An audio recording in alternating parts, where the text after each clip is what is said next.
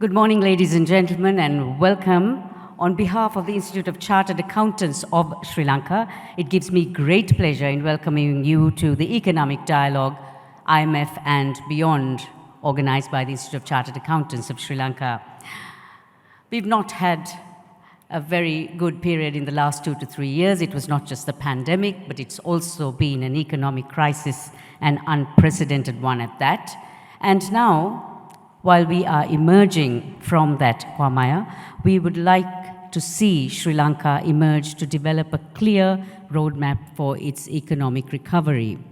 The social and environment part will follow if the economic foundation is stable and solid. As a national body of accountants, the Institute of Chartered Accountants of Sri Lanka recognizes the vital need for leadership and guidance in this critical moment. So today's forum is to facilitate a productive conversation among key stakeholders, including policymakers, business leaders, and economic experts, in an effort to promote a deeper understanding of the challenges facing Sri Lanka at this point, and in the short, medium term, and long term, and the potential solutions to overcome them. So to begin today, I would like to invite to make the welcome address the President of CA Sri Lanka, Mr. Sanjay Bandara.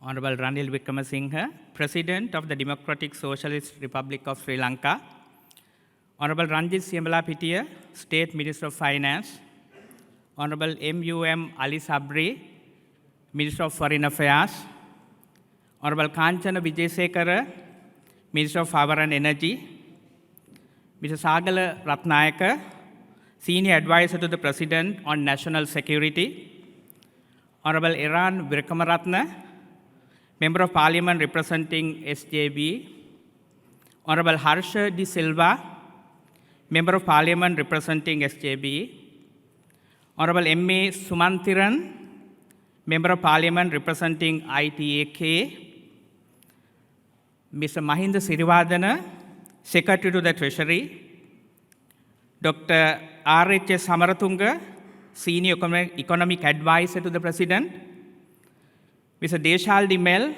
Economic Advisor to the Ministry of Finance, members of the panel representing professional organizations, members of the Council, distinguished invitees, ladies and gentlemen. Good morning to all of you. On behalf of the Institute of Chartered Accountants of Sri Lanka, I am delighted to extend a warm welcome to all of you to the forum of Economic Dialogue, IMF and Beyond. At the outset, I would like to extend my sincere gratitude to Honorable Ranil Wickremesinghe, President of the Democratic Socialist Republic of Sri Lanka, for accepting our invitation to attend this important forum to deliver the keynote address. Thank you, sir. I would also like to extend a warm welcome to the representatives of the government, opposition, professional bodies, chambers, business leaders, and all participants who will ensure that this economic discourse is insightful and thought-provoking.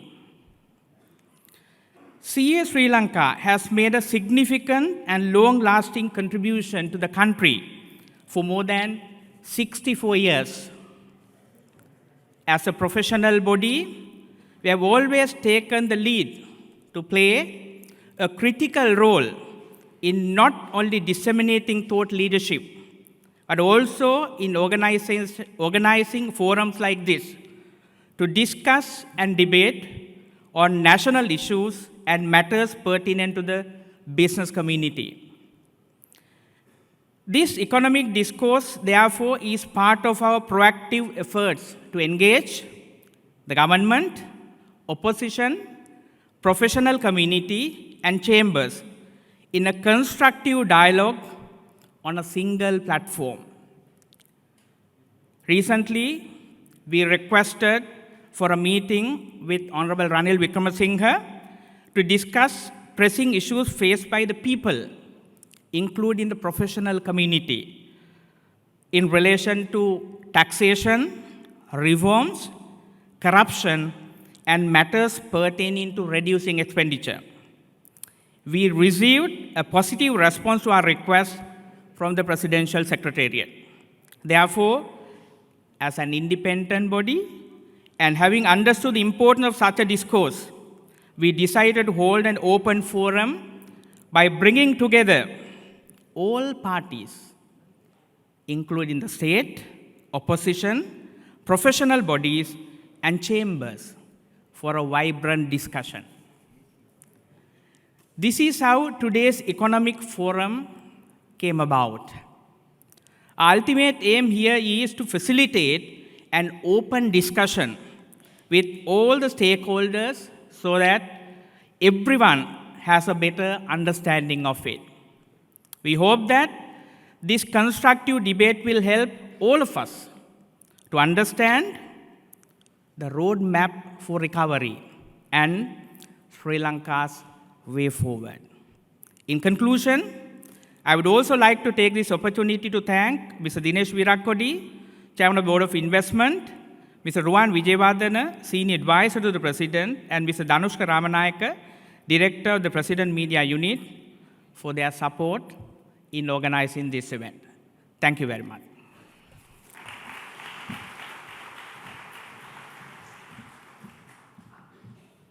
That sets the stage for today. Thank you very much, Mr. Bandara.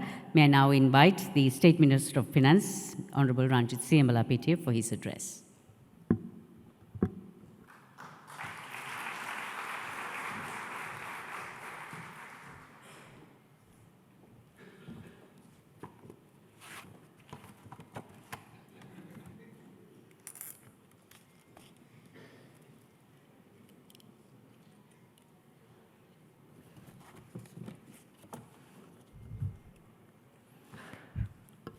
අයිබෝන් ගරු ජනාධිපතිතුමනි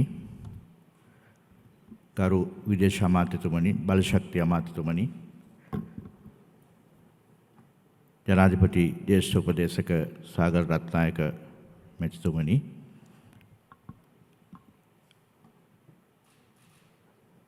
ගරු මන්ත්‍රීවරුනි මුදල් අමාත්‍යාංශ ලේකම්තුමනි මහ බැංකුව අධිපතිතුමනි විශේෂයෙන්ම වරලත් ගණකාධිකාරී ආයතනයේ සභාපතිතුමනි සුවිශේෂී ආරාධිත අමුත්තනි IMF සහ ඉන්න ඔබට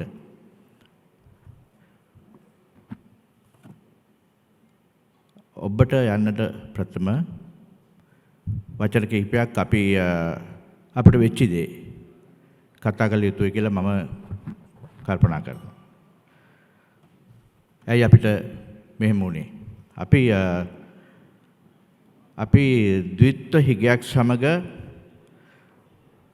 කාලයක් ගමන් කළා. මේ හිගය වෙනස් කිරීමට සමහර යුගවලදී යම් දේ කළා. සමහර යුගවලදී ගැන සැලකුවේ නැහැ. අපිට රාජ්‍ය ආදායම ගැන හිගයක් ආදායම් සහ වියදම අතර වෙනස දිගින් දිගටම ආවා. මම දකින්න විදිහට ප්‍රාථමික ගිණුම ඔබතුමාලා දන්නවා රජයේ ආදායම සහ පොලි නොවන රාජ්‍ය වියදම අතර වෙනස කාලයක් දිග නැත්නම් වර්ධනාත්මක වෙනසක් මේ දෙක අතර ඇති කරනු ලැබුවා. ගෙවුම් ශේෂය පැත්තෙන් බැලුවත් ඒ වගේ. කාලයක් තිස්සේ අපිට ලැබුණු දේ සහ අපි විසින් වියදම් කළ දේ අතර ලොකු වෙනසක් දිගින් දිගටම වර්ධනය වුණා. ජංගම ගිණුම ඔබතුමාලා දන්නවා අපිට විදේශයෙන් ලැබෙන දේ සහ ගෙවන දේ අතර වෙනස ප්‍රාථමික ආදායම් ගිණුම අපේ පොලි ගෙවීම මේවත් එක්ක අපි ණය අරගෙන මේක පියව ගත්තා. අපි මේ ණය අරගෙන සුවිශාල යටිතල පහසුකම් සංවර්ධනයකුත් කළා. ඒකේ වරදක් කියන්න බෑ. හැබැයි එන් අපිට ඉපයීම ඩොලර් ඉපයීම විදේශ විනිමය ඉපයීම අපිට අවශ්‍ය වෙලාවට තිබුණේ නැහැ. කලක් ගතවන දීර්ඝ ඉපයීම් වෙනුවෙනුයි අපේ වියදම් කෙරුණේ. අපි නැවතත් ණය ගත්තා. නැවතත් ණය අරගෙන මේ පියවීම කරනු ලැබුවා. අපේ ණය තොගය සුවිශාල ගණනකට ආවා. දැන් අපි 128ක් දළදේශීය නිෂ්පාද්‍යයත් එක්ක. අපිට නොසිතූ විරූ ප්‍රශ්න කීපයකට එක් යුගයකදී මුහුණ දෙන්න සිද්ධ වුණා. පාස්කු ප්‍රාහාරය ආවා. අපේ ඩොලර් උපයන විදේශ විනිමය උපයන ප්‍රධානම කර්මාන්තයට දැවැන්ත ප්‍රාහාරයක්. සංචාරකයන් පැමිණීම 2018 23 ලක්ෂයයි අවුරුදු දෙකක් යනකොට ලක්ෂ 2යි. ලොකු ප්‍රශ්නයක්. කොවිඩ් ආවා. අපිට දින 100 ගණනක් රට සම්පූර්ණයෙන් වහන්න සිද්ධ වුණා. ලෝක ආර්ථික ප්‍රශ්නත් ආවා. ඒ වගේම අපි බලාපොරොත්තු ඵලයන් නොලැබෙන ආර්ථිකමය තීන්දුව කීපයකුත් අපි ගනු ලැබුවා. ඵලයන් නෙවෙයි අපිට ඍණ ඵලයන් නැත්තම් අවපසට තමයි අපේ වර්ධනය සිද්ධ වුණේ. අපේ බදු සහනය අපි ළඟ තිබුණු 17 ලක්ෂයක් වූ බදු ලිපිගුණ සංඛ්‍යාව ලක්ෂ 5කින් පහතට ආවා. අපි අද මේ බොහෝ විට කතා බහ කරන උපයන විට ගෙවීම තමයි විශේෂයෙන්ම එතෙන්දී අපිට අවම තත්වයකට ආවේ. ඒ වගේම අපේ පොහොර ප්‍රතිපත්තිය අපේ රටේ ප්‍රධානතම නිෂ්පාදනය සමග සුවිශාල ගැටුමක් ඇති වුණා. මෙන්න මේ කාරණාත් සමග අපි 20 22කට යනකොට රාජ්‍ය ආදායම දළ දේශීය නිෂ්පාද්‍ය සාපේක්ෂව 8.2ක් ලෝකයේ අඩුම තැනකට අපිව ගොනු වුණා. ඊටමත් ප්‍රශ්නකාරී තත්වයක්. දැන් මම කිව්වා අපි හැම විටකම අපේ ණය තොගය කළමනාකරණය කරගත්තේ තවත් ණයක් අරගෙන කියලා. බොහෝ යුගවලදී. සමහර යුගවල ඒකට එහා ගිය අභියෝගාත්මක කාරණාවලට ගියා. දැන් මේ වෙනකොට අපේ තත්වය ලෝකේ ණය ශ්‍රේණිගත කිරීම ආයතන විසින් අපේ ණය හිමියන්ට ප්‍රකාශ කළා වරින් වර. දැන් ශ්‍රී ලංකාව සමග ගනුදෙනු කිරීම ගැන දෙසරයක් හිතන්න. මෙන්න අපිට ප්‍රශ්නයක් ආවා. අපි ළඟ රුපියලුත් නැහැ. රාජ්‍ය ආදායම දළදේශීය නිෂ්පාදන සාපේක්ෂව 8.2යි. අපි 120ක් වියදම් කරනවා. 112ක වෙනසක් අපි හොයන්න ඕනේ. මේක හොයන්න නම් අපිට දැන් ණයට දෙන්න කෙනෙකුත් නැහැ. අපිට දැන් දේශීය වශයෙන් උත් මුදල් නැහැ. විදේශීය වශයෙන් උත් මුදල් නැහැ. අපි අපේ රටේ ලොකු භාණ්ඩ හිගයක් ඇති වුණා. ඔබතුමාලට මතක ඇති. අත්‍යවශ්‍ය දේ දිගු පෝලිං කිලෝමීටර් 5ක් 6ක් පෝලිං ලොකු ජන උද්ඝෝෂණයක් අපේ සංජිත ඍණාගයකට ආවා. මහ බැංකුවට කියන්න සිද්ධ වුණා අපි తాවකාලිකව ද්විපාර්ශ්වික ණය හිමියන්ට ගෙවන්නේ නැහැ කියලා. 2022 අප්‍රේල් මාසේ 12 වෙනිදා ඊට අපිට තව එක පඩියයි වැටෙන්න තිබුණේ ණය නොගෙවා ඉන්න. නමුත් ඒ දැනුම් දීම මහ බැංකුව කරා වගකීමෙන්. ඉන් පස්සේ මොකද්ද අපිට යන්න තිබුණු එකම තැන අපි හැමදෙනෙක්ම පිළිගත්තා. පක්ෂ විපක්ෂ දේශපාලන වශයෙන් බැලුවත් අපිට යන්න තිබුණේ IMF එක. ජාත්‍යන්තර මූල්‍ය ආයතනය. අපි ගියා. හැබැයි අපිට ලොකු අභියෝගයක් තිබුණා. අපි 16 වතාවක් ඔවුන් සමග කටයුතු කළා. ඒ 16 වතාවෙම අපි අවශ්‍ය වෙලාවට අපි එතනට ගියා. කලින් අපිට අභියෝගයක් එන බව දැකලා අපි ගියා. හැබැයි මේ වතාව අපිට යන්න උනේ බුන්වත් රටක් හැටියට. අපිට ලොකු ප්‍රශ්නයක් තිබුණා. ඔවුන් මූලික එකඟතාවය දුන්නා 2022 අගෝස්තු වෙනකොට. හැබැයි අපිට අපේ ද්විපාර්ශ්වික ණය හිමියන් සමග සාකච්ඡා කරලා ඔවුන්ගේ එකඟතාවය මේ ණය ප්‍රතිහෝගතකරණය කරන්න කැමැති කියන එක. ඒක ලොකු අභියෝගයක්. ජනාධිපතිතුමා ඒකට ඉතාම සුවිශේෂ නායකත්වයක් දුන්නා. දැන් අපි අන්න එතනට අවිලා තමයි පසුගියදා අද අපි ඔබ්බට කියලා කතා කරන්නේ IMF එකෙන් ඔබ්බට. අපේ රටේ සාමාන්‍ය ජනතාව ප්‍රතිඥා පත්තු කරලා ප්‍රීති වෙන තැනකට ආවා. ඔවුන් දැක්ක අපිට යන්න තිබුණ එකම තැන ඒ ජයග්‍රහණයක් හැටියට වුණ දැක්කා. දැන් අපි ඒකත් එක්ක සුවිශේෂී අභියෝග රාශියක් එක තමයි ඉස්සරහට යන්නේ. මොකද අපි මම කිව්වා 16 වතාවක් ජාත්‍යන්තර මූල්‍ය අරමුණු සම කටයුතු කරා. ඒ 16 වතාවෙම වැඩි වතාවන් ගණනක් අපි ඇති කරගත් එකඟතා ආරක්ෂා කරන්න අපිට බැරි වුණා. අපිට ජනප්‍රිය කරුණුත් එක්ක ගොනු වෙන්න සිද්ධ වුණා. අපේ විවිධ මැතිවරණයන් වෙනුවෙන් වෙන්න පුළුවන්. අපි වගකීම නොගැනීම වෙන්න පුළුවන්. හැබැයි දැන් අපිට ඊට වඩා වෙනස් අභියෝගයක් තියෙනවා. අපි ඉන්න තැනත් අපි දන්නවා. ජාත්‍යන්තර මුල් ආයතනයත් අපි මෙතෙක් ගත්ත ක්‍රියාමාර්ගات එක්ක වැඩි සොයා බැලීමක් කළ යුතු කියලා. ඒකේ වරදක් නැහැ. අපිට තියෙන අපි ඉටු කළ යුතු කාරණා හැටියට අපි සමගාමීව මේ තැනට එනකොට ක්‍රියාත්මක කරුණු කීපයක් තිබුණා. උද්දමනය පාලනය කළ යුතුයි කියලා. ඔබතුමාලා දන්නවා. අපේ ආහාර උද්දමනය 90% ඉක්මවා ගියා. පොඩි සාමාන්‍ය අඩු ආදායම් ලාභී ජනතාව ඉතාම අසිරු තැනකට ආවා. 70%ක උද්දමනයක් සාමාන්‍ය උද්දමනය ගියා. ඉතින් අපිට මේක පාලනය කරන්න අවශ්‍ය වුණා. එක්ක අපි බඩු සුලභ කරන්න ඕනේ රට ඇතුලේ. නැත්නම් අපි වැඩිපුර ආනයනය කරන්න ඕනේ. මේ දෙකම අපිට බෑ. එහෙනම් අපිට තිබිච්ච කෙටිම මාර්ගය ගත්තා. කෙටිම ඍජුම බැංකු පොලිය ඉහළ දැමීම. ඒක අසීරුයි. ගණකාධිකාරී වරුන් හැටියට ඔබතුමාලා දන්නවා. ඔබතුමාලා වියදම් සැලැස්මක හිටියා. ඒ වියදම් සැලැස්මේ ණය සඳහා වූ පොලිය එක්වරම දෙගුණකින් වැඩි වුණා. අසීරුයි. ඔබතුමාලාටත් අසීරුයි. සාමාන්‍ය ණය හිමියෙකුටත් අසීරුයි. හැබැයි මොකද්ද මහ බැංකුවට ගන්න තිබිච්ච වෙනත් පියවර? අපි දැක්කා මේ පියවරත් එක්ක උද්දමනය අද සෑහෙන පාලනයකට ලක් වුණා. මේ අසීරු පියවරත් එක්ක.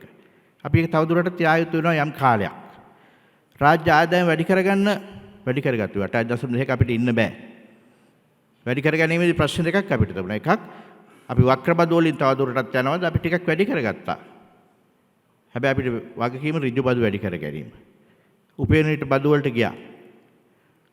අපි අහිමි කරගත්තේ අපි නැවත හඳුන්වා දුන්නා. යම් ප්‍රතිශතයක් වැඩි කරා. අසීරුයි. හැබැයි වෙන මොකක්ද විකල්පය? මේ බදු ගැන කතා කරද්දී විශේෂයෙන්ම මෙතන ඉන්නේ වරලත් ගණකාධිකාරීවරු අති විශාල ප්‍රමාණයක්. මේ රටේ බුද්ධිමත් උගත් ඒ වගේම බොහෝ ආයතනවල මූල්‍ය උපදේශකවරු. බොහෝ ආයතන මෙහෙවන්නන්. ඒ නිසා මම මතක් කරන්න කැමතියි මේ සියලු දේ මැද්දේ අපෙන් ගිලිහි යන ආදායමකුත් විශාල වශයෙන් තියෙනවා. විවිධ හේතු. සමහර විට උපක්‍රමශීලීව අපෙන් ගිලිහා ගන්නවා. එහෙම නැත්නම් විවිධ හේතු නිසා ගිලිහෙනවා. ඔබතුමාලාට ලොකු වගකීමක් දැන් පැවරලා තියෙනවා. අපි මේ ජාතික ව්‍යායාමයක යෙදෙන්නේ. ඒ ව්‍යායාම සාර්ථක කර ගැනීමට. ඒ වගේම අපිට සිද්ධ වුණා රාජ්‍ය ආයතනවල වාණිජමය වශයෙන් කරන රාජ්‍ය ආයතනවල ලාභ නොලබන තැනකට මේව අරන් එන්න. අපිට සිද්ධ වුණා විශේෂයෙන්ම විදුලි බල මණ්ඩලය කන්ටෙල් සංස්ථා මේව මිල ගණන් වෙනස් කරන්න. විදුලි බල මණ්ඩලය මිල වෙනස් කරන්න ගියාම ප්‍රශ්නයක්. ඇයි? අපි විදුලි බල මණ්ඩලය මෙතෙක් දිගට ආවේ සමාජයේ මේ සුබ සාධන ආයතනයක් වාගේ. මම කාලයක් අමාත්‍යවරයා හැටියට හිටියා. ඒ වෙනකොට සාමාන්‍ය නිෂ්පාදන වියදම ඒකකයකට රුපියල් 16ක්. හැබැයි අපි වැඩි ප්‍රමාණයක් අලෙවි කරේ රුපියල් 4කට. ලොකු ප්‍රශ්නයක් එතන තියෙනවා. හැබැයි වැඩි කරන්න ගියාම ඇමතුමා මුණ දෙන ප්‍රශ්නේ තමයි අර විශාල මට්ටමේ පරිභෝජකයාගෙන් ඒ වෙනකොටත් නිෂ්පාදන වියදම අභිභාගයේ මිලක් අරන් තිබුණා. අර සුළු පරිභෝජකයාට තමයි මේක කරන්න වෙන්නේ. ජනප්‍රිය නෑ. හැබැයි ඒ තීන්දුව එතුමාට ගන්න සිද්ධ වුණා. මම කියන්නේ මේවා ක්‍රියාත්මක කිරීම ඇතිවන සමාජමය අභියෝග. මේවා කෙනෙක්ට හරි පහසුවෙන් අහන්න පුළුවන්. ඇයි ඉහළ තැනට වැඩි නොකර මෙතනින් වැඩි කරේ? කාරණාව අරකයි. ශක්තිමත් සමාජ දැලක් අපි හැමදාම කියනවා අපි නිදහස ලැබපු දා ඉඳන් සමාජ ආරක්ෂණය කරලත් අපිට තාමත් ඒකේ කෙලවර දකින්න බෑ. හැබැයි මේ සැරේ අපිට ලොකු වගකීමක් තියෙනවා. හරියාකාර අවශ්‍ය කෙනාට සමාජ ආරක්ෂණය ලබා දෙන්න. ලක්ෂ 37ක් පවුල් ඉල්ලලා තියෙනවා. අපිට සමාජ ආරක්ෂාව දෙන්න කියලා. දැන් අපිට වගකීමක් තියෙනවා මේ IMF එකඟතාවෙනුත් එක්ක. ඒ නැතත් මේක අපේ වගකීමක්. මේ මිනිසුන්ගෙන් හරියාකාර කවුද තෝරගන්නේ? දැන් තෝරගන්න ගියාම ප්‍රශ්නයක් තියෙනවා. මේ වගකීම ගන්න මොකද පනතේ හැටියට තොරතුරු දෙන්නත් මේ වගකීම ගන්න අවශ්‍යයි. තොරතුරු රැස් කර නිලධාරියත් ගන්න අවශ්‍යයි. නිලධාරිතුමා කියනවා මට ඒ වගකීම ගන්න බෑ කියලා. අපි මුණ දෙන අභියෝග. දැන් වෙනත් කණ්ඩායමක් දාලා අපිට තොරතුරු සකස් කරගන්න සිද්ධ වෙලා තියෙනවා. හැබැයි මේ අපි යන යහපත් ගමනේ යහපත් ඔබතුමාලා කවුරුත් පිළිගන්නවා ඇති.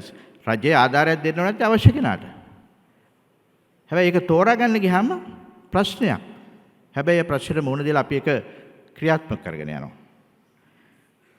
දැන් ඉදිරියට අපි කාරණා රාශියක්. මහ බැංකුව ස්වාධීන කිරීම. ඔබතුමාලා කවුරුත් පිළිගන්නවා ඇති. අපි කළ යුතුයි. දැන් පනත පාර්ලිමේන්තුවට ගෙනත් තියෙනවා. මහ බැංකුව වඩාත් ස්වාධීන කිරීම. අපේ මුදල් ලේකම්තුමා ඉම්පස්සයකට වාඩි වෙන්නේ නැහැ මුදල් මණ්ඩලයට. අපිට අවශ්‍ය විදිහට මුදල් මුද්‍රණය කරන්න බෑ. මහ බැංකුව වඩාත් වැඩියෙන් පාර්ලිමේන්තුවත් එක්ක කතා බහ කළ යුතුයි. මේ ඔක්කොම හොඳ දේවල්. ශක්තිමත් දූෂණ මර්දන පනතක්. මෙන්න මේවත් එක්ක තමයි අපි ඉස්සරහට යන්න උත්සාහ කරන්නේ. අපි රටේ ජනතාවත් එක්ක කටයුතු කිරීමේදී බලපාන ප්‍රධානම දෙයක් රාජ්‍ය ආයතන ප්‍රතිහුගත කිරීම. කොටස් දෙකකට බෙදෙනවා. එකක් තමයි අලාභ ලබන ආයතන. ඒක නම් දැන් බොහෝ අය හිත හදාගෙන ඉන්නවා. අපි දිගින් දිගටම බිලියන රුපියල් බිලියන 400ක් විතර වාර්ෂික වියදම් කරලා ආයතන ගණනාවක් රැකගෙන ආවා. ඔබතුමාලා කවුරුත් එකතු කරලා දෙන බදු මුදලින් තමයි මේවා රැකුනේ. රුපියල් බිලියන 300ක් 400ක්. අධ්‍යාපනයට වියදම් කරනවා රුපියල් බිලියන 600ක් 700ක්. ඒකෙන් භාගයට වැඩි අපි වියදම් කරනවා රාජ්‍ය ආයතන රැකගන්න. අවශ්‍ය අධ්‍යක්ෂ මණ්ඩල දේශපාලන විසිපත් කරලා ඒ දුර්වලකම් සියල්ල බදු ගෙවන්නන් විසින් ගෙවන්න ඕනේ. මේක දැන් සමාජයට මේක පිළිගැනීමක් තියෙනවා. ඒක කළ යුතුයි. හැබැයි තවත් තැනක් තියෙනවා. රජය දැන් ප්‍රතිපත්තියක් වශයෙන් අපි ව්‍යාපාර වලින් ඉවත් වෙන්න ඕනේ. ඒක තමයි දැන් ඊළඟ ප්‍රතිපත්තිය. ඇත්ත. රජය කරන්නේ නියාමනය කරමින් හොඳ බදු මුදලක් අරගෙන මේ සේවකයෝ ටිකත් ආරක්ෂා කරන වැඩපිළිවෙලක් විනිවිදභාවයෙන් යුතුව මේවා. හැබැයි අපේ සමාජයේ මේවා දිහා බලන ක්‍රමය ඔබතුමාලා සමාජ නායකයෝ නිසා මම මේ විශේෂයෙන් කියන්නේ ගණකාධිකාරිවරුන් කියන්නේ මූල්‍ය කළමනාකරුවන් කියන්නේ ආයතනයක් නෙවෙයි. සුවිශාල සමාජ වටපිටාවකට උපදෙස් දෙන අය. ඉතින් මේ අපේ ඇඟෙන් එන සමහර දේවල් තියෙනවා. දැන් මම කතා ඉවර කරන්න යන්නේ සාමාන්‍ය ජනතාව එක්ක මම නිතරම කතා බහ කරනවා. මට එක සහෝදරයෙක්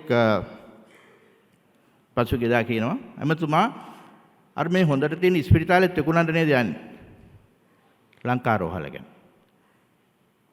මම අහුවා දැන් ඔබතුමා ඒක රජය කියලා දන්නවද? අද තමයි දන්නේ. එදා තමයි එතුමා දැනගෙන තියෙන්නේ. දැන් ඒකෙන් ඔබතුමාට විශේෂ ප්‍රයෝජනයක් ගත්තද? නෑ මම ගිහිල්ලාම නෑ. හැබැයි ඒක දෙන්න එපා. මම අහුවා දැන් ඔබ මේක හරියාකාරව කරලා මේ සේවකයොත් ආරක්ෂා කරලා ලැබෙන සේවයත් වැඩි කරලා අපි ඒකෙන් ලැබෙන ආදායම මේකෙන් ලැබෙන බදු මුදල ඔබතුමාලාගේ ජීවන තත්ත්වය නගා සිටන්න යෙදුවොත් එදිනදා වියදම අඩු කරගන්න ඒක හොඳයිලු. හැබැයි අපි ජානවල අපිට තියෙන මෙහෙම දෙයක්. අපේ ජනාධිපතිතුමා මේව අපි කියනකොට සමහර විට එතුමාට hina යනවා. එතුමා අවුරුදු 20කට ඉස්සෙල්ලා මේව කිව්වා අපිට. අපි එතන මේවට ඉතාලි තදින් විරුද්ධ වෙනවා. මේ අපේ ගැළපෙනම සටන් පාර්ටිය බවට දාපිපත් කරගත්තා. 2001 ඉඳලා 2004 වෙනි කාලේ 2004 කෙටි කාලයකින් අපි බලය ලබා ගන්න පාවිච්චි කරපු ප්‍රධානම සටන් පාර්ටිය. එතකොට hina වෙනවා ඇති. අපිට කියන්න සිද්ධ වෙලා තියෙනවා. කාලයකට පස්සේ බොහොම කාලයක් ගිහිල්ලා ප්‍රමාද වැඩි මං හිතන්නේ. අපිට සිද්ධ වෙලා තියෙනවා මේවා ගැන නැවත කතා කරන්න. ඒ නිසා අපි ඒ වගකීමත් අරගෙන ඉදිරියට යා යුතුයි. ඉතින් මම නැවතත් කියන්නේ ඔබතුමාලා විශේෂයෙන්ම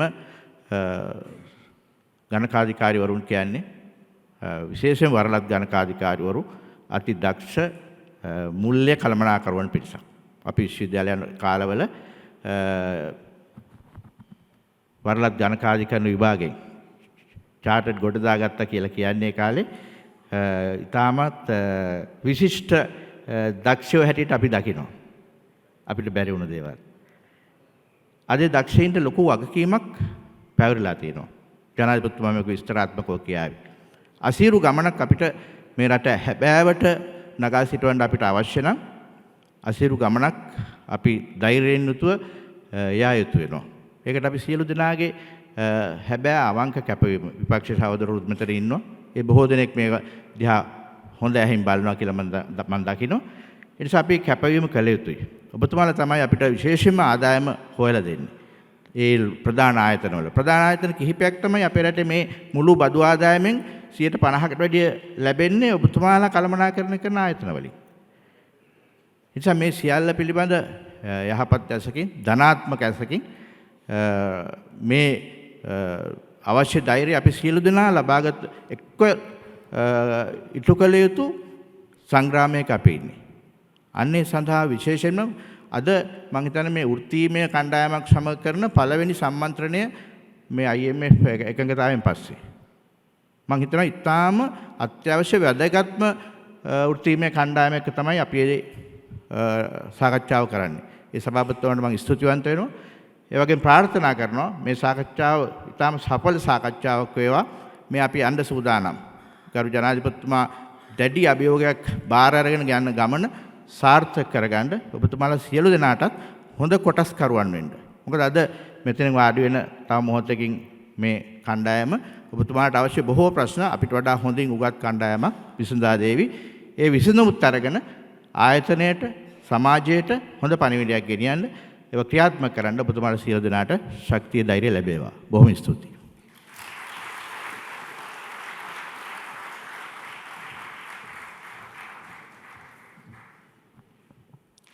Thank you, Minister Siambalapitiya.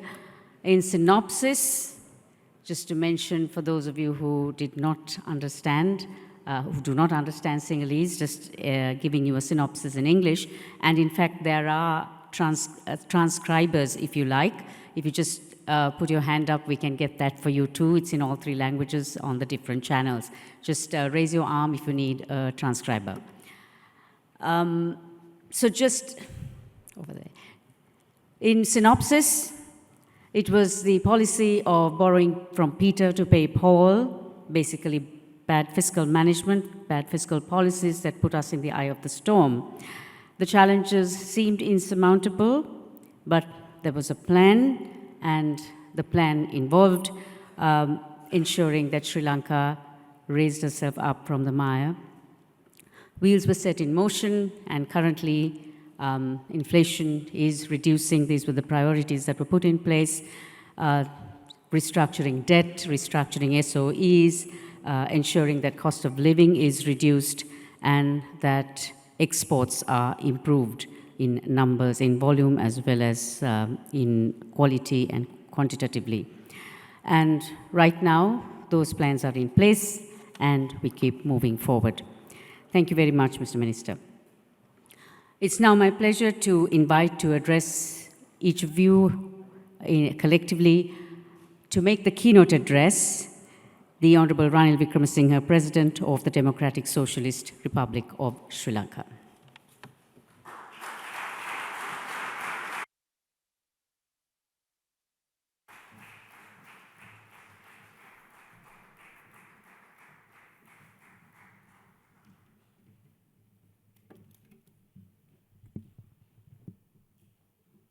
Honorable the Ministers, Members of Parliament, President of the Chartered Institute, distinguished guests, and friends. Minister Ranjit Siambalapitiya gave a good description of the economic problems we face today. Therefore, I will not cover that ground again. Today, we are having the first discussion after the announcement of the IMF program.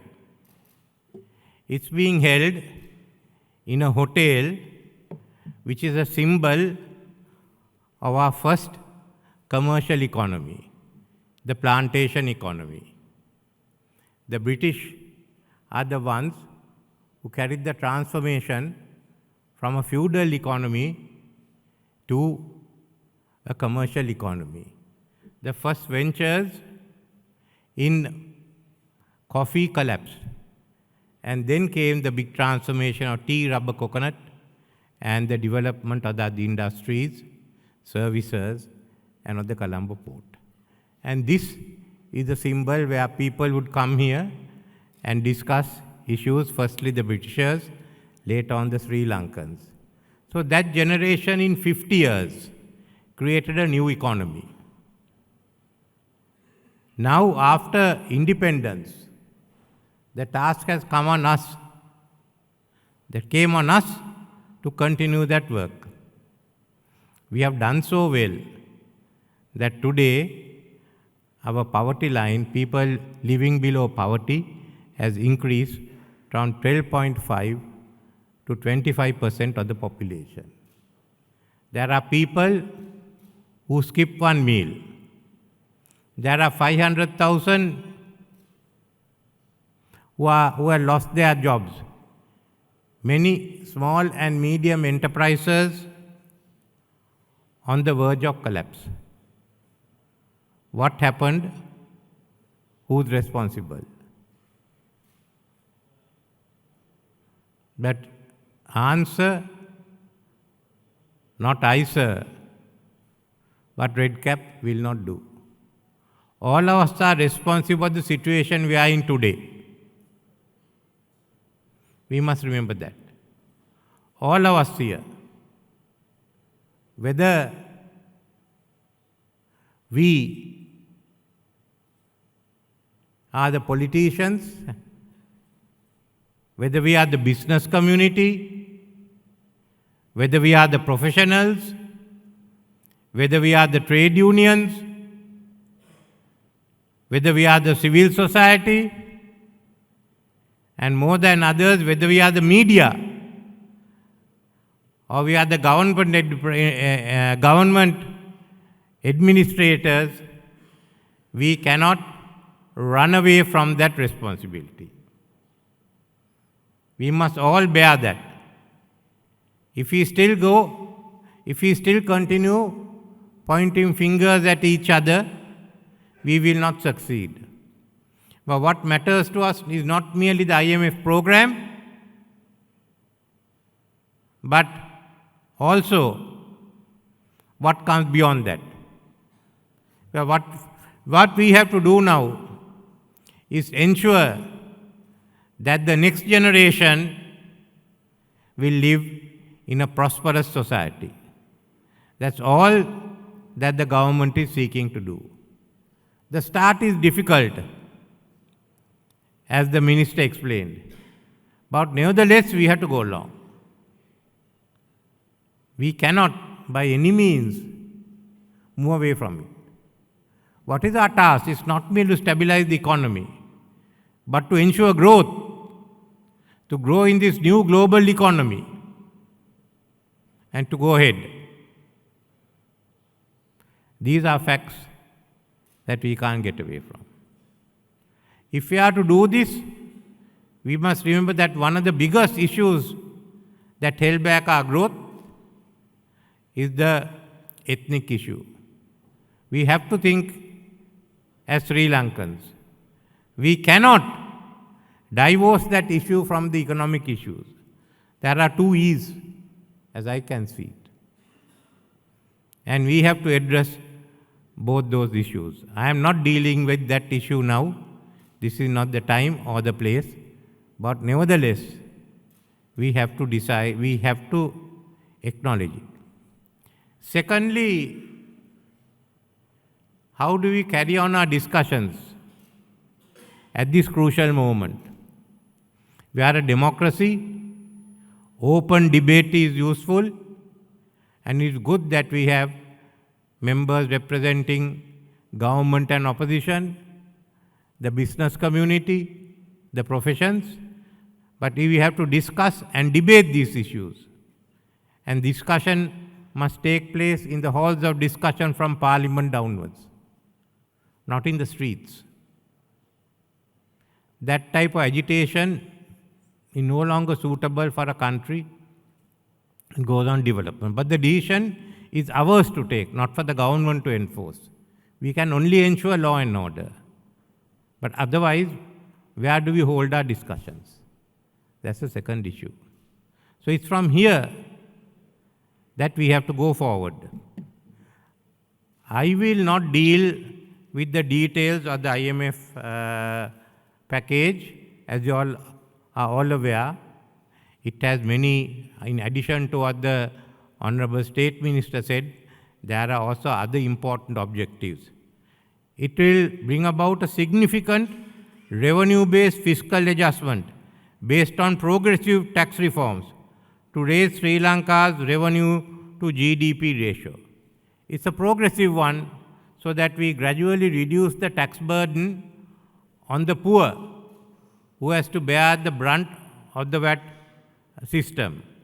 Better public expenditure and debt management through essential institutional reforms. And enhance social safety net to cushion the poor. Restoring price stability and a market-determined flexible exchange rate, and rebuilding our international reserves. Then ensuring financial stability through a healthy banking system. Now, these are some of the key objectives of this IMF reforms, in addition to what the Minister has mentioned. Therefore, what we are seeking is to stabilize the economy by 2026. Come back virtually the same ratios we had in 2019. So we have 7 years to come back to 2019. Is that enough? That is the issue. Anyway, approval of this program will allow Sri Lanka to commence negotiations with private and official creditors on restructuring its debts in line with the parameters set by the IMF Debt Sustainable Assessment, and also the commitments that I have made with my letter of March 14th. We hope to conclude the discussions and arrive at a comprehensive restructuring agreement with the creditors by the time the first review under the EFF in 6 months takes place. In order to keep its part of bargain with the creditors and fully benefit from the debt restructuring, Sri Lanka will need to implement the commitment under its 4 years economic program. So we still have to start the debt restructuring, especially the discussions with our private creditors. From here, do we stop at this stage, do the debt restructuring and the 4-year program? That is not enough. If you want to give a future to your children, if you want to give a future to the youth, then we have to go forward. Because Sri Lanka is today at the crossroads between seizing the opportunity for growth to fix our long-standing institutions and structural problems to become a prosperous society, or denying our problems, rejecting change, and stagnating as a lower middle-income country. Implementing this program is how we seize the opportunity for a more prosperous future. We have to deliver this. The dissatisfaction with all our systems, with the government, with the opposition, with the conventional groups, resulted in last year March of young people marching on to Galle Face Green, the start of the Aragalle. Unfortunately, it was taken over by violent extremists. Then what have the young people done? Now they are voting with their feet and leaving the country. So this is what we have to think. Not to study the IMF program and decide we are looking at one, we'll support item 1, we won't support item 2. Are we going to stabilize the industry, create growth, and become a prosperous society. So this is why what is most important in the IMF, additions to stabilization, is the growth enhancing structural reforms. If we don't do these structural reforms, you can write it out, and next time it's going to be a far more violent uprising. And we must boldly go ahead with these structural reforms, which will unlock our growth potential, put on a high growth trajectory. That's the only way out. So we have to reduce the role of the government in the economy to increase efficient resource allocation, competition and productivity. We must not look at government to bail everything out. We cannot look at government as the ultimate provider of solutions to issues that cannot be resolved by the market. Then further trade liberalization, including rationalizing remaining para-tariffs. The world global economy is going to be more competitive. We have to adjust to it. The labor market reforms which will enable more females to join the labor force. As our population age, it is necessary that more females join the labor force. Remove the impediments to private investment, including by modernizing the regulatory and doing business environment. Reduce electricity costs by improving the generation and the mix and distribution of power generation, leading to an efficient electrical distribution network. Addressing climate change. We have to go through this. There's no way out. If anyone has another system, let them get up and say so. And what I am aiming in the next 2 years to lay the groundwork for a highly competitive social market economy. We have to be competitive. So we'd like to upgrade our FTA with India to economic and technical cooperation agreement and join the RCEP, the Regional Comprehensive Economic Partnership. I don't think we should hesitate. If Laos can join and Cambodia can join, why can't, and Myanmar can join, why can't we join? That's the issue. That means we are going to compete. High level of competition means an efficient government structure. And why do I say it's a social market economy? Because we need more money. We can talk our education system covering 90% of the students having 10,000 schools. But what is the quality of education? We need money to make it one of the best education systems in South Asia, or the best education system in South Asia in the next decade. That is social progress. Secondly, the health system. We spend a lot of money on health, but do we get the benefit of every rupee we spend? We need to put more money into it. Into the social safety network, to the poor, to the vulnerable, we have to help them. So that's where we have to get bulk of our money into. Not to supporting the Petroleum Corporation or the CEB or Sri Lankan. We wasted too much of our resources on those occasions. So let us look at how we go ahead. Our potential for green economy at the moment is good. Not only renewable energy, but green hydrogen, green ammonia, and many other outputs resulting from this green energy, especially the biomass, which we have not thought of, wave energy. We should get into it immediately, like we got into the apparels as soon as 1978 reform started. A digital economy. Start the digitalization. Start with Western province where 50% of your economy is. Spread out to the other areas of high economic activity, then cover the rest of the country. We have to look at tourism, one which will get us average of $500 a night, 2,000. We can start off with, that's a low-hanging fruit. Another low-hanging fruit is agriculture. Our productivity is small. Let us modernize agriculture and fisheries. That's the start of another low-hanging fruit. As far as manufacturing and services are concerned, let's not get there step by step. Let's do one leapfrog into Industry 4, into automation and AI, artificial intelligence. We are suited for both. Then our government money must go to establish the infrastructure for such industries and services.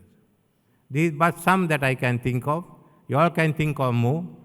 Sri Lanka becoming a regional logistics center, the offshore potential for the offshore economy. All these are matters to be discussed. So we must take this chance. We can't wait. Because we've been missing on all opportunities for restructuring. When we became independent, Mr. D.S. Sennaik said, let's cultivate on let us aim to be self-sufficient in rice. When we save that foreign exchange, we'll be much better off. He also got Sir John Kothara to start the hydroelectricity systems. Then the first round of reforms after that was not introduced by the UNP. The most significant one was Mr. Philip Gunawardana's Paddy Land Act. It was not a communist measure. The Americans had carried out massive land reform pertaining to paddy land in Japan, in South Korea and Taiwan. He just adapted that. And it led to the growth of production in those countries. So he brought that in together with the Agrarian Services Department, and the government had established the People's Bank. It was shut down not by the opposition. It was shut down from within the government, and you have this watered down act which is there today. So we missed the first chance of building up on what Mr. D.S. Sennaik had done. The second chance came again in 65 with Mr. Dudley Sennaik's government, the Shenoy report, the starting of industries, the Industrial Development Board, education reforms, increasing productivity, tourism. Some of these were implemented, but the Shenoy report was not implemented. And as a result, we lost the next opportunity. If we had gone ahead with those reforms, it was similar to what Chung-hee Park brought in South Korea and Lee Kuan Yew brought into Singapore. Third round came in 78. President Jayawardena opened up, the economy went ahead, but we had to slow down because of the ethnic situation and the conflict that broke out in the country. Nevertheless, in 1989, the second stage was done by President Premadasa when we pushed ahead, firstly to divest ourselves of some of those corporations which are doing quite well, like Kalani Tyres, and as well as the push for investments both in the apparel sector as well as the tourist sector and a lot of other new industries which we started. But then that came to an end after 1994 as the next government focused completely on resolving the ethnic issue at the expense of the economic development. It went on. So we missed that opportunity. Those who were behind us got ahead of us. Then came, as the minister reminded me, I had forgotten, regaining Sri Lanka. We missed that. So how many more opportunities are we going? We haven't got. This is the last chance. Are we going to take it or not? That's all that you have to decide here.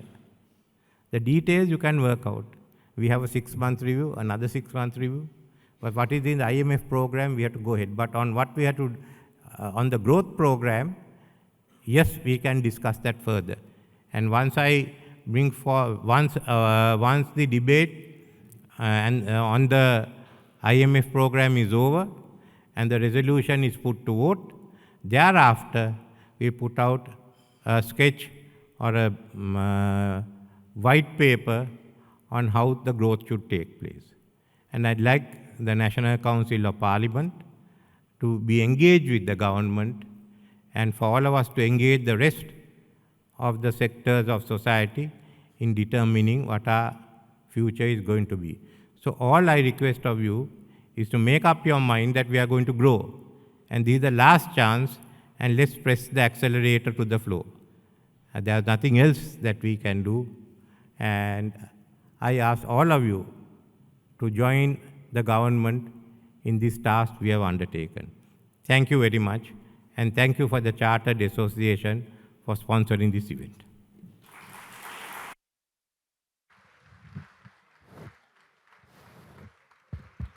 Thank you very much, Honorable President, for your keynote address.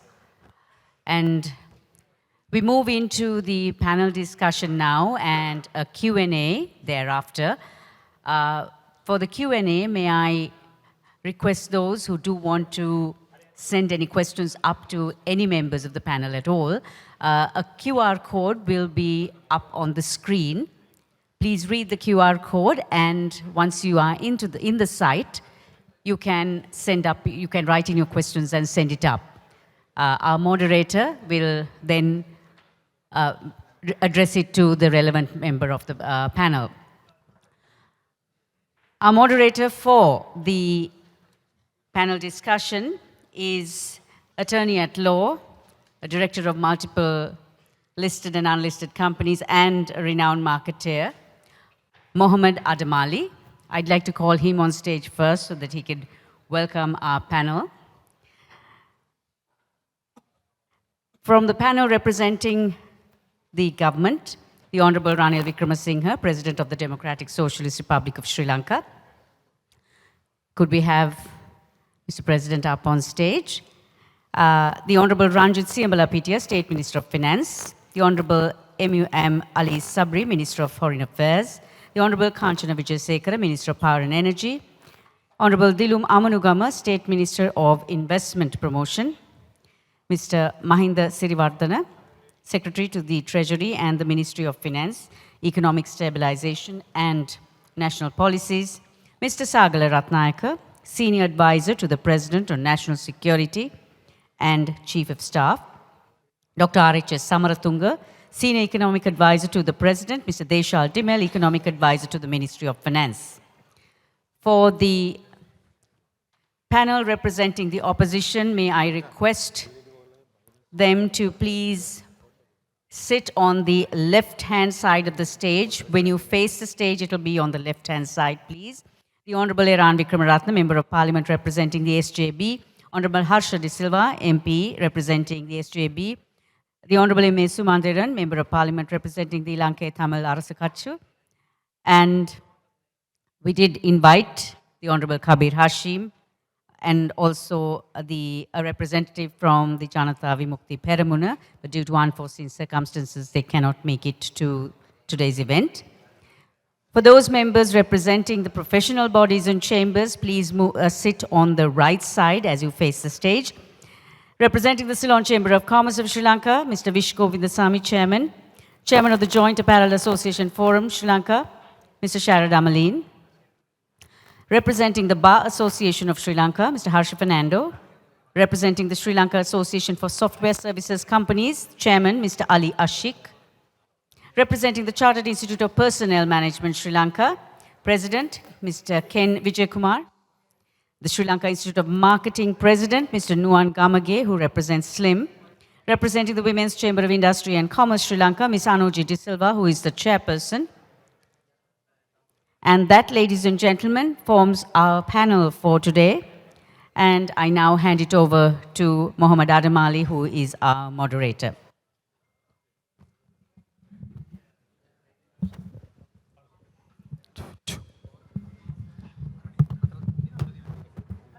Thank you, Savitri.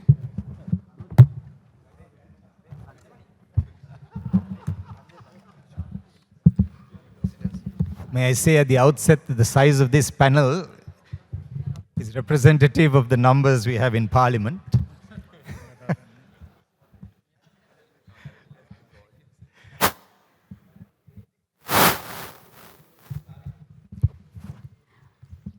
Adam, just one little interjection, please. We'd like to also invite the President of CA Sri Lanka, Mr. Sanjay Bandara.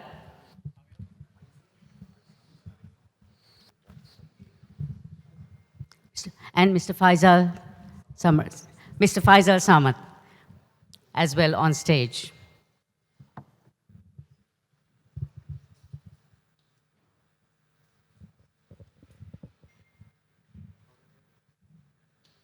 All right.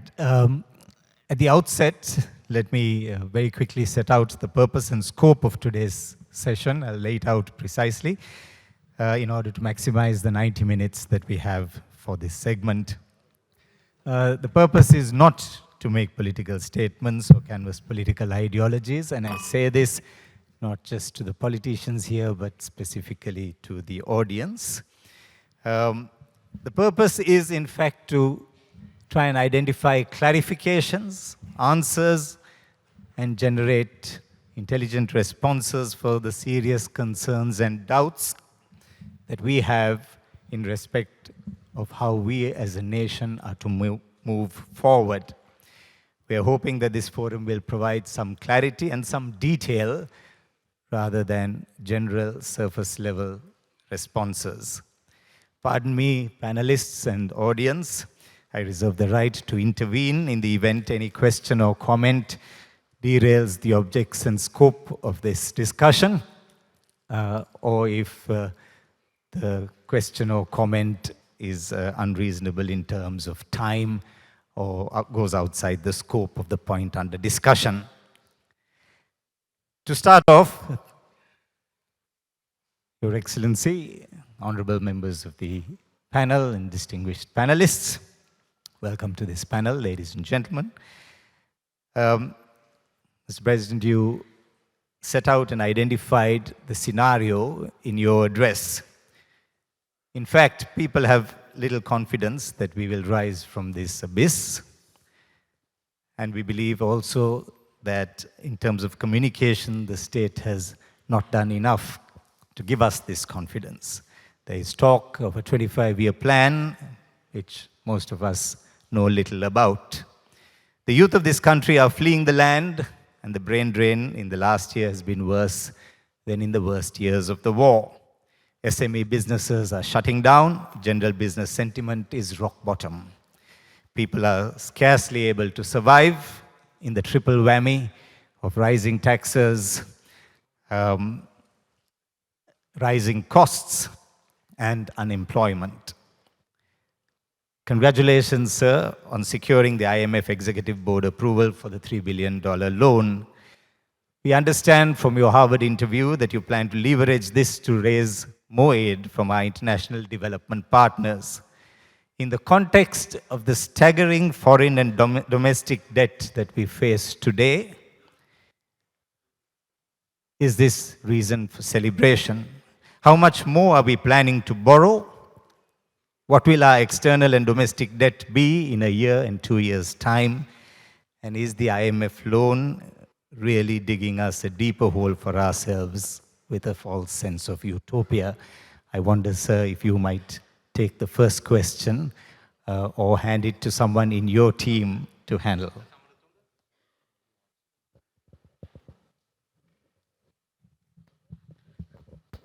So we have been through, the full 1 year to reach the final stage on the 20th of this month, the executive board approval of the IMF agreement. We started, the middle of last year, middle of March. After 6 months, with the intense debate, discussions, and dialogue with the IMF, we reached, the SLA, staff level agreement on the 1st of September.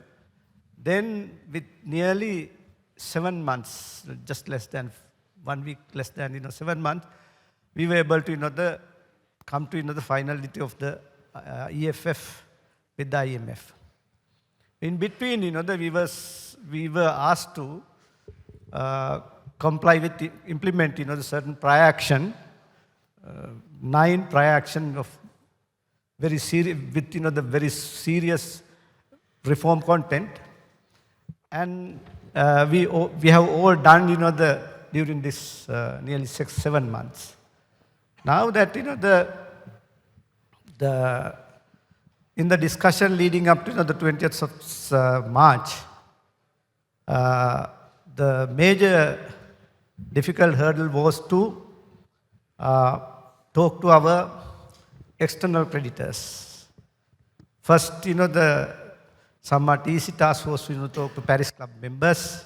They came forward to help us in giving their financial assurance. In fact, the first letter came from India, the non-Paris Club member. Then thereafter from China. Chinese letter was, didn't meet, the first letter didn't meet, the expectations of IMF. Subsequently, on the 6th of March, China has written another clarification letter with the additional information and clarifications. And this is how we went through during the last whole year to come to the 20th Executive Board of the IMF. Now that, in the discussion leading up to the discussion, here and there in locally and also the international media raised the question of domestic debt restructuring issues. And in the discussion, that took place nearly a year, we never had, to answer or look at, the domestic debt restructuring. But, probably the international partners, international creditors, bilaterals, and also the private creditors might ask, but, it's too premature for us to, say anything about, the dimension of this one, whether it will come or otherwise, it's too premature for the Sri Lanka government, to say at this stage.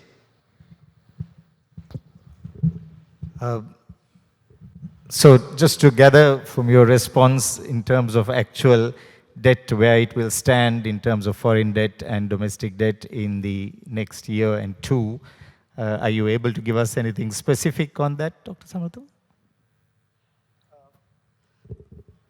There is another series of action expected from the part of government. Once we agree on this IMF, EFF, there is a series of action. We had the follow through and the completed with those are time bound actions. Primarily looking at the fiscal consolidation that set the ground for the recovery and the unlocking the growth. That's alone is not sufficient, but that is the basics. Debt restructuring is the one which is which has two parts. If you want to say that the external debt restructuring discussion will begin probably in a month or so. Yeah, probably in a month or so, after April or so. As you will probably know that the experience of other countries like Suriname or Zambia, it's a very difficult, complex process. We all have to agree on the common agree on the common agree on to a common program because the common program is the important and also a difficult program. We have the Paris Club bilateral creditors. There are non-Paris Club bilateral creditors like the bigger creditors like India and China. We all have to agree on the common program, which is the international experience suggests that it's a time-consuming thing. But we have to go through and agree on that this is one of the areas which we have to we have agreed with the IMF. This is a time-bound action in a certain time period. We have to complete this debt negotiation to show to the IMF that our debt is sustainable on the sustainable path. But we have not not yet discussed this matter when it comes to domestic debt restructuring with anybody. So anybody, because it's since nobody has raised it so far officially, it is in our view it's a premature thing. Thank you. Would anyone else in the government representation panel like to comment on it before I move the question forward? Yeah, just to make a few comments on the process. So after the approval of the program, we would be basically starting the discussions with the creditors. So as the first step, we are going to do a presentation today to the creditors. Myself and the governor would be basically leading that. And then by end of April, we have to come up with a proposal, rather process, and will have to be announced to the market. So by then, I hope that there'll be much more clarity on the issues that you raised right now. Just to add that, yes. I think what ST is saying is what we have received so far are assurances from the bilateral creditors that they're willing to go into a restructuring program.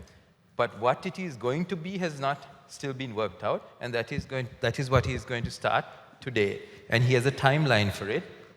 In addition to that, the IMF will also undertake a debt sustainability analysis, which will tell us what kind of, it will take into account our projected revenues and the government expenditure, and based on that, we have to also work backwards to say what we can really afford to pay, also taking account what other finances will come in the form of World Bank DPO program or the ADB programs that will come in. ADB has been, is for the first time, I think, following a different approach.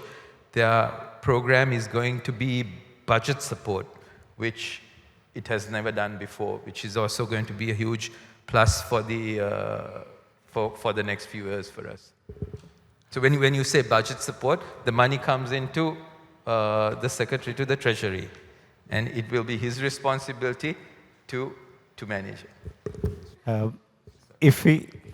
Thank you.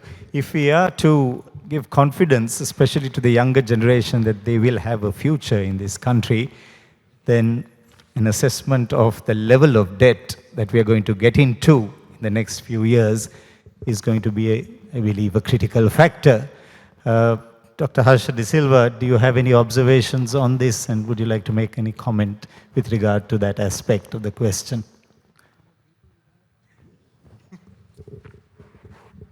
Thank you.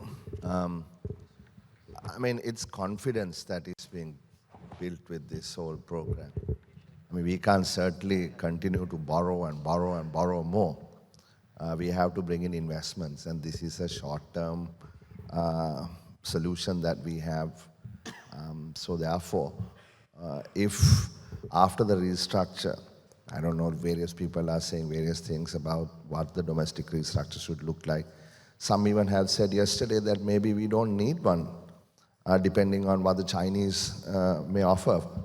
If they offer a 10-year moratorium and a certain reduction in the rates, the coupons, perhaps we can just do some cosmetic changes and sort of squeeze our way through. So there may be multiple ways in which ST and all have devised, Nandalal, some scenarios. But it's really, we need to get back into we need to get the confidence back. That's what is essential. So this is an exercise to rebuild that confidence. So let's hope that we can all find a common ground somewhere so we can move forward. Yes, thank you. Could I just, I think to the specific question that you asked in terms of the debt reduction. So at present we are at around 126% of GDP as at the end of last year.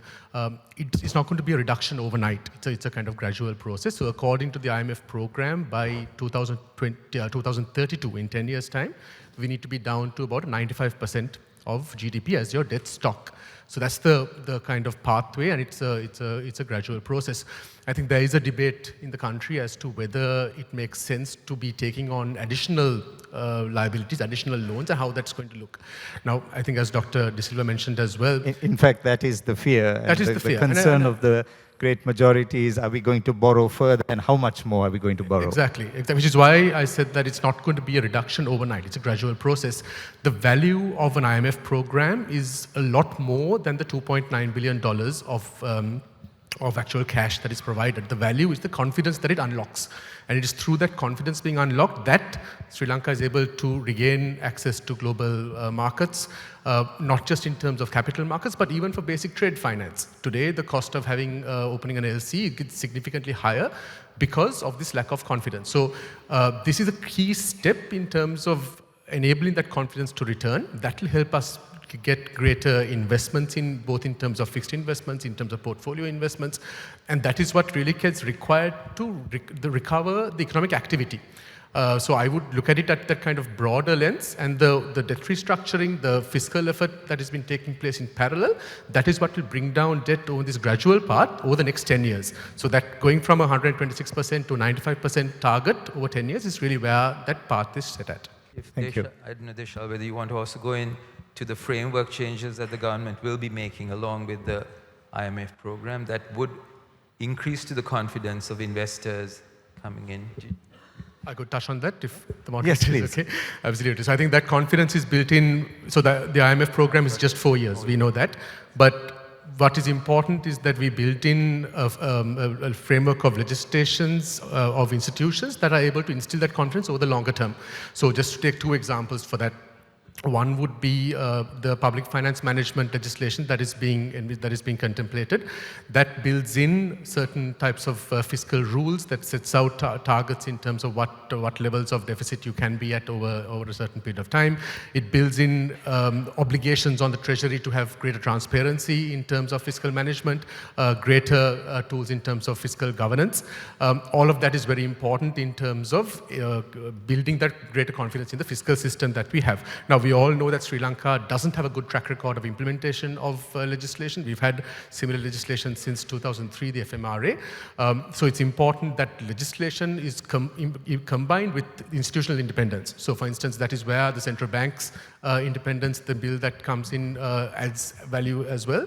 But I think the third pillar there is public understanding and public confidence. So it's important that the public is also able to understand this reform process, why it is there, and also then to hold government to account over a period of time, so that then actually you're able to allow those legislations to work, allow those institutions to work, and with that public understanding and public support, I think those 3 together are really what we need to take the economy forward. Thank you. Mr. Sharad Amalin, being the head of JAF, the export body for the apparel sector, what is the reaction of your buyers overseas to us getting this IMF facility, and how do they see Sri Lanka going forward? What is the level of confidence that they have? Has there been any change since the last couple of weeks? No change.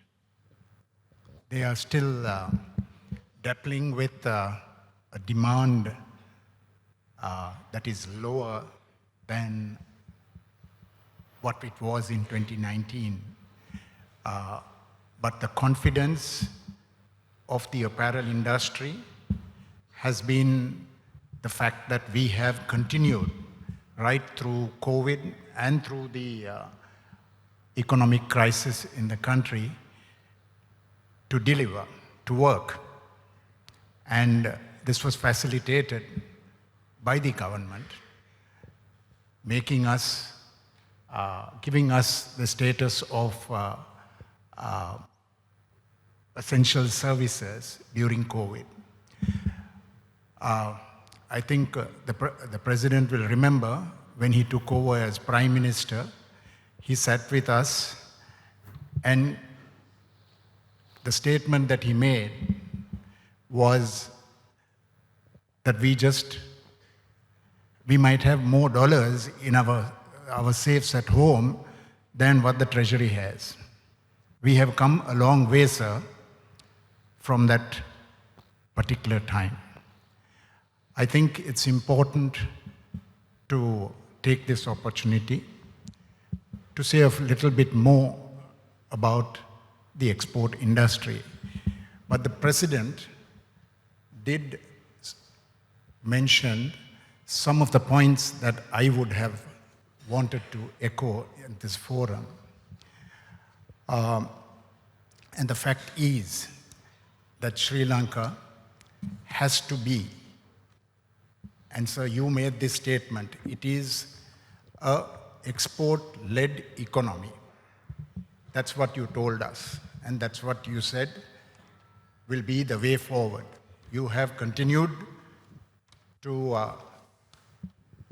keep that statement going, and even with the IMF discussions, we know that that's the basis of which all the discussions are taking place, an export-led industry.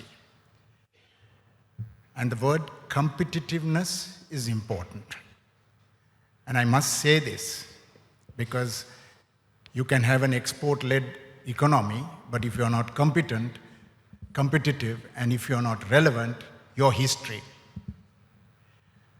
The ease of doing export business is important. And we are seeing changes taking place in the retail environment. We all know today the apparel industry is having its challenges of a 20 to 25% drop in demand. This is worldwide, so there is nothing that anyone can do, nothing to do with the economy or whatever. But the fact remains that we do have SMEs and other industries, small-scale industries, in turbulent, or rather challenges in keeping itself going. There is disruption in the retail trade. And so you did mention that we need to be aware of what this disruption is. I'm going to take a minute to digress a bit and mention last week we had lunch with a biggest Chinese exporter from Vietnam and China, and he said, have you heard of this tech company that is selling online only women's apparel called Shein? And we said, no, I'm not sure about it. And he said, it's a tech company that uses data. It uses AI. It uses digital design and technology, all digital tools. And more importantly, it started 6 years ago. First year's turnover, 600 million.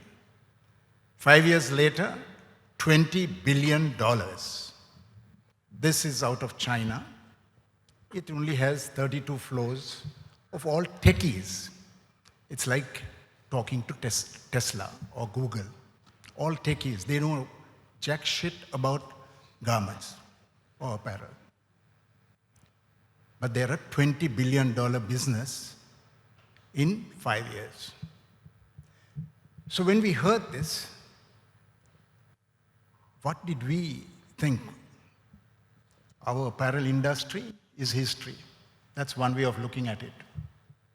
The other way is to look at it positively and say, how do we align ourselves? How do we change ourselves? How do we disrupt ourselves the way we are working to be able to be relevant to that tech company? Because that's the future. That company and our neighbors around in the area that we are, that is India for that matter, is taking a cue from that, and you have a lot of startups that are going down that path. I'm going down this story because I want to endorse what you just said earlier, that we got to see the opportunities around us. And our neighbors have invited Sri Lanka to be part of their development. I just want to tell one more thing that this tech company does, and that is logistics. President, you spoke about it, sir. Logistics and shipping. I just believe we need to even open up shipping, and logistics much better than what we are doing now if we want to be relevant. Last part of it is make the ease of doing business, export business easier. There are certain gazettes that have been repealed. Please don't do that. Make it easier for exports. Make Sri Lanka, I agree with the President, we have signed the agreement with the IMF. Let's look forward. Let's make sure that this window that we have, we take the opportunity and look beyond and for export growth and not just Sri Lanka. Thank you, sir. I have answered 5 questions in one go, okay? I was tempted to interrupt you at one point, but it was too interesting to do so.